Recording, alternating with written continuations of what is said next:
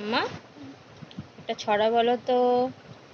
আতা গাছে, ডালিম গাছে এত ডাকি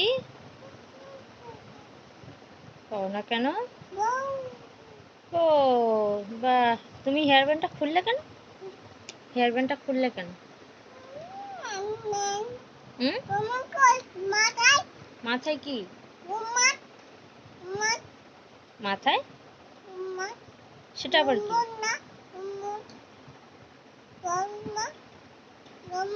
চশমা?